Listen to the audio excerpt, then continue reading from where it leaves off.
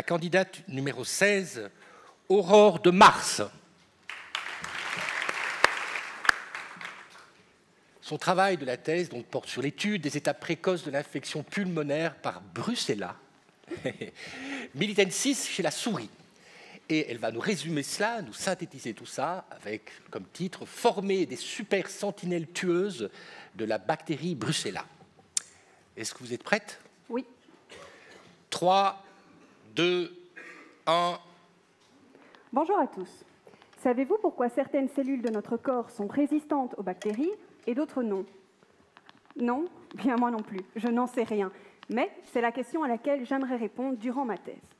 Plus particulièrement, je m'intéresse à des cellules du poumon qui sont régulièrement en contact avec des tas de particules, de microbes et j'en passe. Par exemple, rien que le fait de prendre une grande inspiration ici dans cette pièce, eh bien, des bactéries peuvent entrer dans nos poumons. Mais comme vous le savez, on ne va pas sortir malade de ce concours, heureusement. Et ce, pour 2 raisons principales. La première, c'est que les bactéries ne sont pas toutes pathogènes, c'est-à-dire qu'elles ne nous rendent pas toutes malades. Et la deuxième, c'est que notre système immunitaire est plutôt efficace pour lutter contre les infections bactériennes. Enfin, pas contre toutes.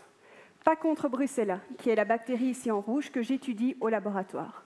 Faut dire que Brucella, elle est assez vicieuse. Elle parvient à se multiplier dans nos cellules, et ce, en passant quasi incognito du système immunitaire. De telle sorte, elle persiste en nous à vie, causant douleurs articulaires, fatigue, voire problèmes neurologiques et cardiaques dans certains cas. Et à l'heure actuelle, il n'y a toujours pas de traitement qui permette de lutter efficacement contre l'infection humaine par Brucella, encore bien présente dans certaines régions du monde. On doit donc trouver des solutions concrètes. C'est bien beau tout ça, vous allez me dire, mais comment on s'y prend? Eh bien, c'est là que les souris entrent en jeu. On administre les bactéries Brucella par les narines des souris et les bactéries vont pénétrer dans leurs poumons où là, elles vont aller infecter des cellules particulières. Ces cellules, on va les appeler des sentinelles, représentées par les émoticônes gris. Ces sentinelles, elles sont au premier poste, toujours à l'affût, prêtes à intercepter l'ennemi, une bactérie par exemple, et à déclencher la réponse immunitaire, c'est-à-dire la guerre. Et objectif numéro 1 de la mission, mesdames, messieurs, éliminer Brucella. Et à ce petit jeu-là, les sentinelles ne s'en sortent pas trop mal. En effet, au cours de nos recherches, on a remarqué que la majorité des sentinelles infectées étaient capables de se défendre contre la bactérie et de l'éliminer, comme on le voit à droite sur l'image.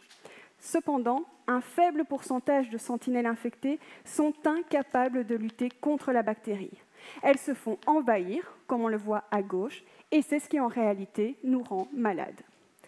Durant les 2 années de thèse qu'il me reste, je veux donc comprendre la raison de cette brèche, notamment en comparant le programme de défense des 2 sentinelles. Cela pourrait permettre à long terme le développement de thérapies qui transformeraient les sentinelles peu, voire mal armées, en super sentinelles tueuses de Brucella. Et si une telle thérapie fonctionne sur Brucella, pourquoi pas la tester sur d'autres bactéries similaires à Brucella?